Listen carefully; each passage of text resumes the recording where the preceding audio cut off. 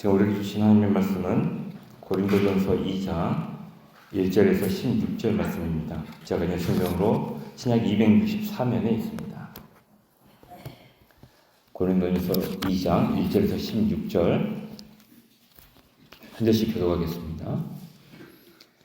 형제들아, 내가 너희에게 나아가 하나님의 증거를 전할 때 말과 지혜의 아름다운 것으로 아니하였나니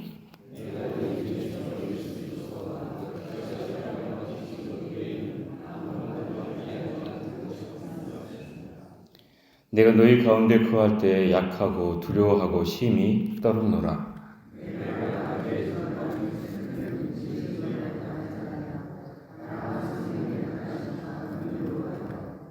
너희 믿음이 사람의 지혜에 있지 아니하고 다만 하나님의 능력에 있게 하려 하였노라.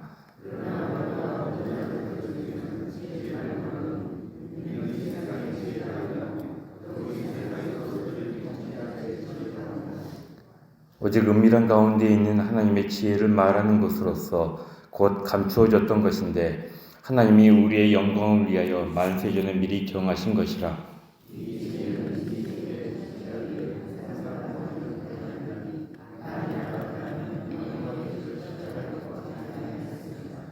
기록된 바 하나님이 자기를 사랑하는 자들을 위하여 예비하신 모든 것은 눈으로 보지 못하고 귀로 듣지 못하고 사람의 마음으로 생각하지도 못하였다 함과 같으니라.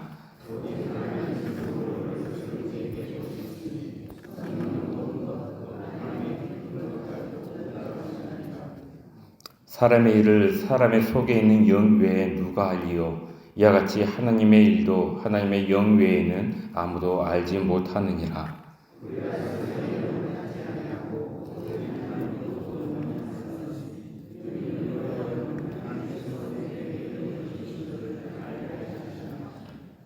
우리가 이것을 말하거니와 사람의 지혜가 가르친 말로 아니하고 오직 성령께서 가르치신 것으로 하니 영적인 일은 영적인 것으로 분별하느니라.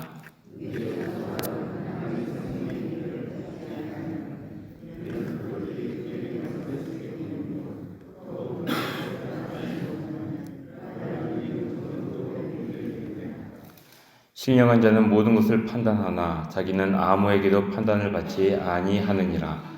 누가 주의 마음을 알아서 주를 가르치겠느냐? 그러나 우리가 그리스도의 마음을 가졌느니라. 아멘. 먼저 광고 한 가지 전해드리겠습니다. 사교구 402구역 조동순 권사님의 부근되시는 고 박정채 집사님의 발인 예배가 오늘 오전 8시에 있습니다. 교회 출발은 오전 7시 40분입니다.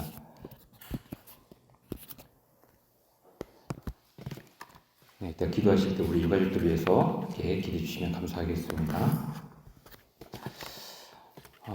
바울에게 있어서 이 바울의 삶을 아우르는 중심이 되는 것, 그리고 본질이 되는 것은 예수 그리스도, 그것도 십자가에 못 박히신 예수 그리스도였습니다. 오늘 말씀 1절과 2절을 보면은 형제들아, 내가 너희에게 나아가 하나님의 증거를 전할 때 말과 지혜의 아름다운 것으로 아니하였느니 내가 너희 중에서 예수 그리스도와 그가 십자가에 못 박히신 것 외에는 아무것도 알지 아니하기로 작정하였음이라 라고 말씀을 합니다.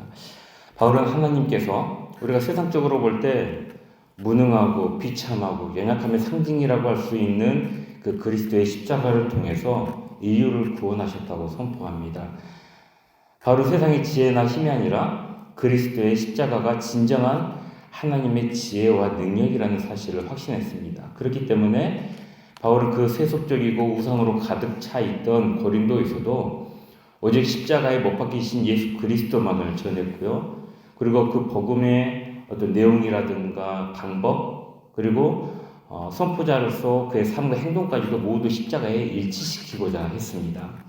실제로 고린도 교회를 세운 기초가 바로 십자가에 못 박히신 예수 그리스도였고요. 또 이 고린도전서를 통해 바울이 다시 한번 성도들에게 요구하는 본질적인 것이 바로 이거였다는 말이죠. 그래서 바울은 그것을 자신의 삶과 행동과 가르침에도 그대로 녹여내고자 상당히 애쓰고 노력했던 사람입니다.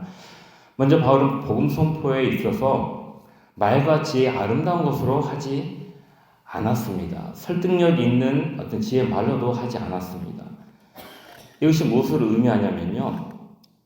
당시 헬라 문화권에서 자주 어떤 다른 사람들을 설득하고 토론하고 토의하기 위해서 관심을 가졌던 것이 말을 하는 방법에 대한 것이었습니다. 이걸 수사학이라고 하는데, 이 수사학을 통한 어떤 말의 기술이라든가 철학적인 논증과 같은 것들에 의존하지 않았다는 거죠. 오직 예수 그리스도, 그것도 십자가에 못 박혀 처형당한 그리스도만을 선포했다는 것입니다. 이거는 어떤 선포의 형식보다는 선포의 내용에 훨씬 더 많은 관심을 기울였음을 의미하는 거죠.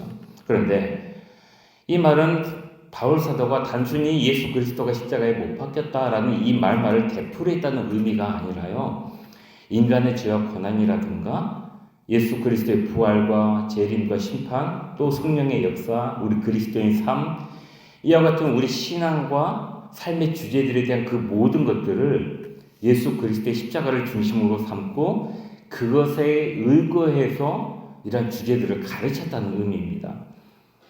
십자가가 가진 처절함이라든가 십자가가 가진 세상의 지혜와 가치와 권세에 반대되는 그 도전적인 성격이라든가 또 십자가가 가진 회개와 믿음에 대한 요구들, 이런 것들을 바울은 삶의 중심으로 삼고 그것들을 가르쳐 갔습니다. 이렇게 바울은 십자가의 말씀이 유대인에게는 걸림돌이 되는 것이고 헬라인에게는 미련한 것으로 여겨지는 것들, 그런 것임에도 불구하고 십자가의 그리스도를 자기 삶의 중심으로 받아들이고 선포했던 사람입니다. 또 바울은 그의 삶과 행동에 있어서도 자만하지 않고 약하고 두려워하고 심히 떠는 모습을 보입니다. 3절 말씀을 보면은 내가 너희 가운데 거할 때 약하고 두려워하고 심히 떨었노라 라고 말씀을 하죠. 바울은 하나님의 능력이 약함에서 온전해짐을 확신했습니다. 그래서 그는 사도로서 경험하는 어떤 인간적인 약함이라든가 두려워하는 것들, 떨림이나 고난을 수치스러운 결점이라든가 하나님의 영광을 가리우는 것으로 생각하지 않았습니다. 오히려 하나님께서 십자가의 그리스도와 하나님의 능력을 나타내는 수단으로 사용하고 계신다는 것을 상당히 굳게 믿었습니다. 복음 선포자가 자신을 높이면 높일수록 하나님의 영광은 가려지게 되죠. 자신의 지혜와 능력을 과시하면 과시할수록 하나님의 지혜와 능력이 드러나지 않게 됩니다. 반면에 복음 선포자가 자신을 낮추면 낮출수록 하나님의 영광과 능력은 더 크게 드러나는 법입니다. 그리스도의 십자가 복음이 선포될 때 성령은 그것을 듣는 사람들에게 회개와 믿음의 역사를 일으키고 그들을 구원의 길로 인도하십니다. 그래서 바울은 세상적인 지혜나 수사학, 철학, 권세나 돈, 이런 것 인간적인 능력에 의존하지 않고 연약한 가운데 그리스도의 십자가만을 선포하면서 성령의 역사가 나타나도록 했습니다. 그리고 이것을 통해 고린도 교회의 교인들의 믿음이 그저 인간적인 지혜로 말미암은 것이 아니라 하나님의 능력에 의한 선물이라는 것들을 가르치고 있는 것이죠. 믿음은 어떤가요? 우리가 가지겠다고 결심한다고 해서 가질 수 있는 것이 아닙니다. 그것을 주시는 하나님께 오롯이 다 달려 있는 거죠. 우리 성도님들, 여러분의 삶의 중심에는 무엇이 자리 잡고 있습니까? 그리스도인인 우리의 삶에, 그리고 한국교회에 재미도 있고 감동도 있고 좋은 건물도 있고 돈도 있고 권력도 있고 많은 사람도 있는데 정작 있어야 할 십자가 위에 그리스도가 빠져 있는 것은 아닌가 모르겠습니다. 이런 것들 중에 하나님의 지혜와 능력은 어떤 것들에서 나타나게 되는 걸까요? 지금 우리와 한국교회 진정으로 필요한 것은 십자가 위에 그리스도를 다시 바라보는 것이고 바울의 연약함과 두려움과 떨림이 바로 나의 것이 되게 하는 것이고 우리의 믿음이 어디에서 왔는가를 다시 확인하는 것입니다. 그것을 통해 하나님의 능력이 우리의 삶과 교회와 세상 가운데 나타나게 하는 것이죠. 그러니 십자가 위에 그리스도가 우리 삶의 중심이 되게 해달라고 다시금 하나님의 능력이 우리의 삶과 교회와 세상 가운데 가득하게 해달라고 기도하는 시간을 가지시기 바랍니다. 5절까지 언급된 지혜는 부정적인 의미가 강합니다. 그런데 6절 이후의 지혜는 긍정적인 의미가 강하게 나타납니다. 그도 그럴 것이 앞의 지혜는 세상적이고 인간적인 지혜를 말을 하고 있고요. 6절 이후의 지혜는 하나님의 지혜를 언급을 하고 있기 때문에 그렇습니다. 6절에서 7절 말씀을 보면은 그러나 우리가 온전한 자들 중에서는 지혜를 말하노니 이는 이 세상의 지혜가 아니요 또 이 세상에서 없어질 통치자들의 지혜도 아니요 오직 은밀한 가운데 있는 하나님의 지혜를 말하는 것으로서 곧 감추어졌던 것인데 하나님이 우리의 영광을 위하여 만세전에 미리 정하신 것이라 라고 말씀합니다. 앞에서 바울은 하나님의 지혜를 십자가에 달린 그리스도라고 선언했습니다. 이 십자가에 달린 그리스도를 어떻게 해석하느냐에 따라서 지혜의 의미가 완전히 달라지게 됩니다. 십자가의 의미를 바르게 해석하지 못하거나 이해하지 못하게 되면요, 그 지혜는 앞에서 말한 것처럼 부정적인 의미로 받아들여지게 됩니다. 고린도 교회가 그랬습니다. 이러한 지혜는 교회 공동체의 근거를 파괴시킬 위험성이 있기 때문에 바울은 이 지혜에 대해서 상당히 비판하면서 경계하고 있는 거죠. 고린도 교회가 여러 파로 나누어진 것은 바로 이러한 세상적이고 인간적인 지혜로 인한 것이었습니다. 6절에서 온전한 자들은 하나님의 지혜 곧 십자가 위에 그리스도를 받아들여서 삶의 중심으로 삼은 사람들입니다. 이러한 사람들이 바로 온전한 사람들입니다. 이와는 반대로 이 세대의 통치자들은 예수를 십자가에 못 박아 죽게 한 당시에 정치적 종교적 지도자들인 빌라도와 대제사장들 같은 사람들이라고 할 수 있을 겁니다. 이러한 자들은 하나님의 지혜인 그리스도를 거절한 사람들, 오히려 세상적이고 인간적인 지혜를 추종하는 사람들, 교회 다니면서 목사도 하고 중요한 직분도 맡고는 있지만 자신의 이익과 권력 유지를 위해 예수를 팔고 또 예수를 십자가에 못 박아버리는 사람들입니다. 그런데 이러한 사람들의 심각한 문제는 나는 그런 사람이 아니다라고 생각한다는 거죠. 그러므로 우리는 우리 자신을 깊이 성찰할 필요가 있습니다. 내 안에 하나님의 지혜인 십자가 위에 그리스도가 있는가 변명 없이 들여다보아야 한다는 거죠. 하나님의 지혜는 은밀하게 감추어져 있지만 그래서 이 세대의 통치자들은 알 수 없는 지혜이지만 예수 그리스도를 믿는 온전한 자들에게는 하나님의 영광에 참여할 수 있도록 그 길을 열어놓으셨습니다. 세상의 통치자들이 이 지혜를 알지 못하는 것은 오직 하나님의 영에 의해서만 그 지혜의 내용이 계시되기 때문입니다. 그래서 8절은 이 지혜는 이 세대의 통치자들이 한 사람도 알지 못하였나니 만일 알았더라면 영광의 주를 십자가에 못 박지 아니하였으리라 라고 말씀을 하고 있고요. 또 12절은 우리가 세상의 영을 받지 아니하고 오직 하나님으로부터 온 영을 받았으니 이는 우리로 하여금 하나님께서 우리에게 은혜로 주신 것들을 알게 하려 하심이라 라고 말씀합니다. 성도님들, 우리가 이 자리에 있는 것은 하나님께서 우리에게 하나님의 지혜를 알게 하셨기 때문입니다. 그 하나님의 지혜는 십자가 위에 예수 그리스도이죠. 이 세상이 사상과 가치와 윤리의 혼돈 속에 있고 온갖 불확실성으로 가득 차 있지만 그 가운데 하나님의 역사하시고 섭리하십니다. 인간이 하나님을 무시하고 반역하여 이 세상이 수많은 위기 속에 있지만은 하나님께서는 그 반역을 이용해서라도 하나님의 완전한 구원을 성취해 나아가시는 분입니다. 이것을 생각할 때 우리는 우리 자신이 이 세대의 통치자와 같은 반역자로서 하나님의 뜻을 이루는 자가 아니라 하나님의 지혜를 가진 온전한 자들로서 하나님의 뜻을 이루는 자들이 되게 해달라고 기도해야 할 것입니다. 오늘 하루도 우리 성도님들 모두가 온전한 자로 하나님 앞에 설 수 있기를 간절히 기원합니다.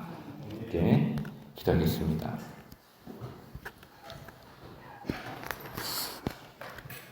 사랑과 은혜의 하나님, 하루의 시작을 말씀으로 하게 하시니 감사합니다. 사도 바울처럼 십자가 위에 그리스도가 우리 삶의 중심이 되기를 원합니다. 이로 인한 하나님의 능력이 우리의 삶과 교회와 세상 가운데 가득하게 하시고 우리 모두가 올바른 신앙의 길을 걸어갈 수 있도록 인도하여 주옵소서. 주님께서 우리를 하나님의 지혜를 아는 온전한 자들로 부르셨으니 하나님과 사람들 앞에 한없이 겸손하게 하시고 모든 것이 주님의 은혜임을 고백하며 섬김의 자리에서는 우리 성도들이 되게 하여 주옵소서. 그리하여 우리 자신이 이 세대의 통치자와 같은 반역자로서 주님의 뜻을 이루는 자가 아니라 하나님의 지혜를 가진 온전한 자들로서 주님의 뜻을 이루는 자들이 모두 되게 하여 주옵소서. 이 시간 주님께 1000번째로 올려드립니다. 그 손길과 마음과 기도의 제목을 기억하여 주시고 우리 주님의 교회 가장 좋은 곳으로 응답하여 주옵소서. 여러 가지 질병과 육신의 연약함으로 괴로워하고 아파하는 성도들이 있습니다. 머리끝부터 발끝까지 주님 만져주시고 치유해주시고 회복시켜 주시옵소서. 각자가 처한 상황에서 여러 삶의 문제 해결을 기도하는 이들이 있습니다. 그 모든 삶의 어려움이 주님 안에서 해결함을 받을 수 있도록 도와주시옵소서. 자녀의 아픔과 고난을 놓고 기도하는 부모님들이 있습니다. 그들의 간과 눈물을 기억하여 주시고 그 기도가 반드시 응답받을 수 있도록 주님 함께하여 주옵소서. 우리나라를 불쌍히 여겨주시고 이 나라에 주님의 정의가, 공의가, 상식과 질서가 올바로 세워지게 하여 주옵소서. 계속해서 담임 목사님 청빙 중에 있습니다. 다윗처럼 다니엘처럼 우리 주님께 합당함을 받는 참 좋은 목사님, 귀한 목사님 보내주셔서 모든 성도들이 위로를 받게 해주시고 소망을 가지게 해주시며 기쁨과 감사함으로 신앙생활을 이어갈 수 있도록 주님 함께하여 주옵소서. 감사드리며 우리 주 예수 그리스도 이름으로 기도합니다. 아멘.